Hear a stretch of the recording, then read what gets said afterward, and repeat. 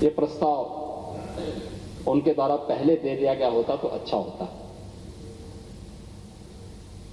मैं भी पूरी कार्रवाई को देख रहा था कि उनके द्वारा, मैं जानता था वो इसके बाद कहेंगे कि चुनाव में गड़बड़ी हुई है।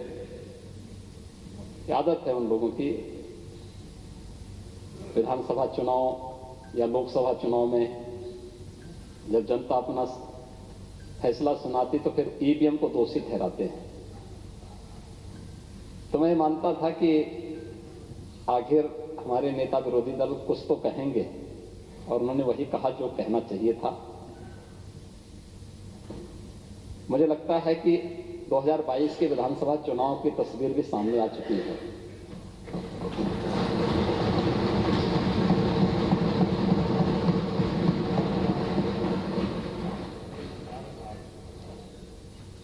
भारतीय जनता पार्टी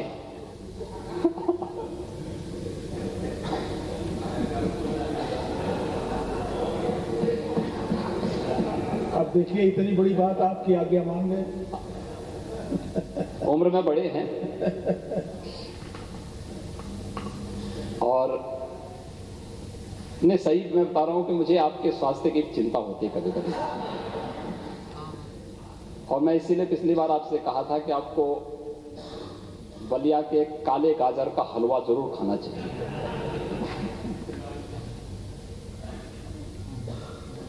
नहीं, तुम्हारे यहाँ पे जो बलिया के माननीय सदस्य हैं उनसे मैं कहूंगा, सुरेंद्र सिंह,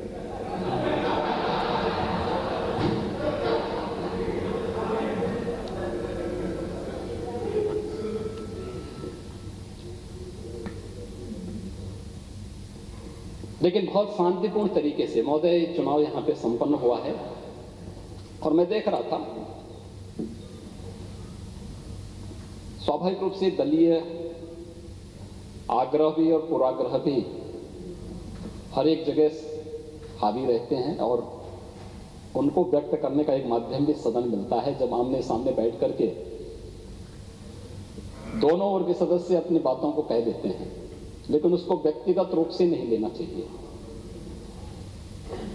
मैं देख रहा था सुबह जिसने 23 में नेता विरोधी दल यहां आए थे, लेकिन बाद में जब चुनाव प्रक्रिया प्रारंभ हुई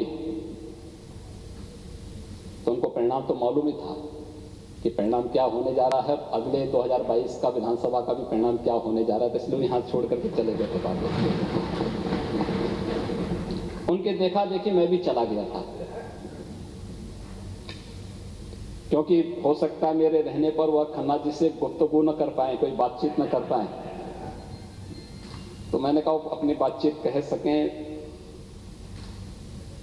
लेकिन जब काउंटिंग शुरू हो गई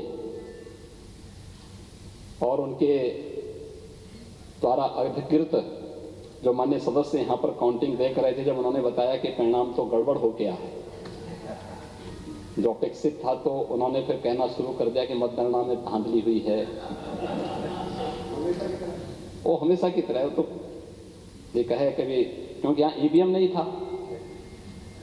अगर ईवीएम होता तो तब तो फिर,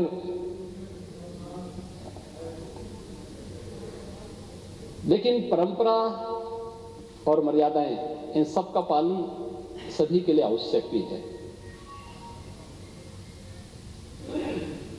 युवा चेहरा आना चाहिए था। मुझे लगता है कि हमारे अध्यक्ष जी भी इसको पसंद किए होंगे कि एक युवा और अनुभवी सदस्य, पहली बार नहीं है, तीसरी बार वो माननीय विधायक बने हैं, और उनके अनुभव का लाभ सदन को प्राप्त होगा। माननीय अध्यक्ष जी के मार्गदर्शन और संरक्षण में पिछले 4.5 वर्षों के दौरान सदन ने अनेक कीर्तिमान स्थापित किए, और हम लोगों ने संवाद बनाने का हमेशा प्रयास किया। माननीय नेता विरोधी दल इस बात को जानते होंगे कि कोरोना के कालखंड में भी हम लोगों ने दलीय नेताओं की बैठक की थी, तो समाजवादी पार्टी ने तब भी उस बैठक का बहिष्कार किया था। हम लोगों ने सस्टेनेबल डेवलपमेंट गोल्स पर भी एसएससी के लक्ष्य को प्राप्त करने के लिए जो भारत सरकार ने यूएन ने 2016 में और उसके उपरांत भारत सरकार ने पूरे देश के लिए उन लक्ष्यों को प्राप्त करने के लिए, जिसमें गरीबी के उन्मूलन का है, स्वास्थ्य और बेहतर शिक्षा के लिए है, रोजगार के लिए और अन्य उन सभी विकास लक्ष्यों को प्राप्त करने के लिए जो टारगेट फिक्स किए गए हैं पूरे देश के लिए, इस सदन ने 36 घंटे तक उस पर चर्चा की थी। हम सब जानते हैं राष्ट्रपिता महात्मा गांधी की 150वीं जयंती के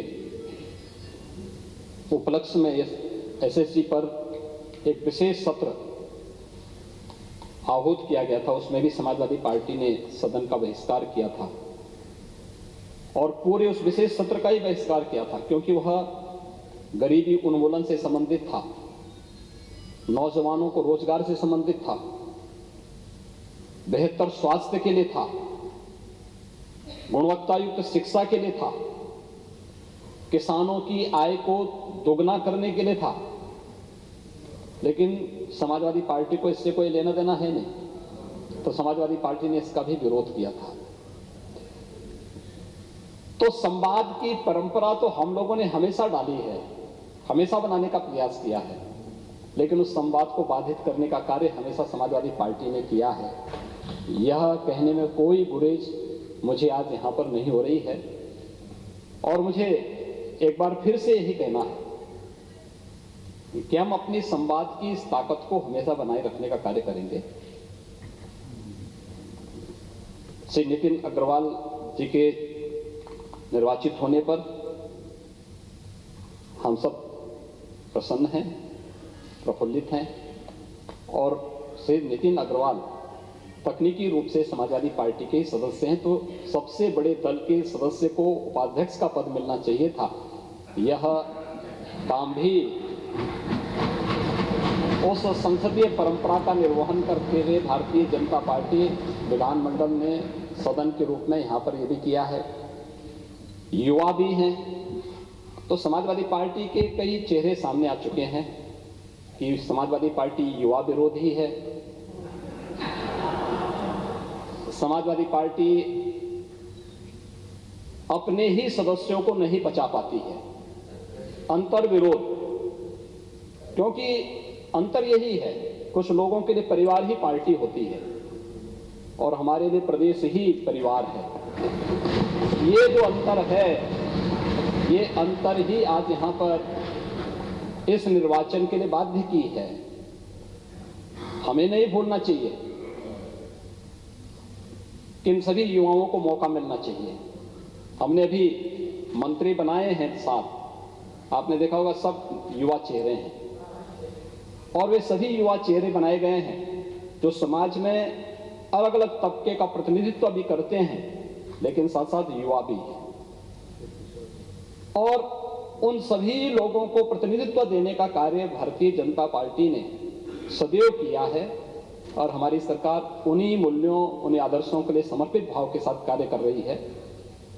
आज के इस अवसर पर मुझे विश्वास है कि समाजवादी पार्टी अपने उस परिवारवादी मंसूबे से थोड़ा अब ऊपर उठ करके व्यापक परिप्रेक्ष्य में सोचने का कार्य करेगी, तो मुझे लगता है कि इस दल के हित में होगा। अन्यथा जो फैसला होने वाला है आज इस निर्वाचन से साबित हो चुका है। श्री नरेंद्र सिंह वर्मा जी के प्रति हमारी पूरी सहानुभूति है, हमारी संवेदना है। वे अच्छे सदस्य हैं, समाजवादी पार्टी की ओर से अपनी बात को दमदार तरीके से सदन में रखते हैं, संसदीय परंपराओं का पालन करते हैं। लेकिन अगर यह नाम 4 साल पहले, 3 साल पहले समाजवादी पार्टी सदन के सामने रखी होती, तो मुझे लगता है कि आज जो धोखा आप लोगों ने नरेंद्र सिंह वर्मा जी के साथ किया है, धोखा उनके साथ संभवतः नहीं होता। और मुझे कोई संकोच नहीं है ये कहने में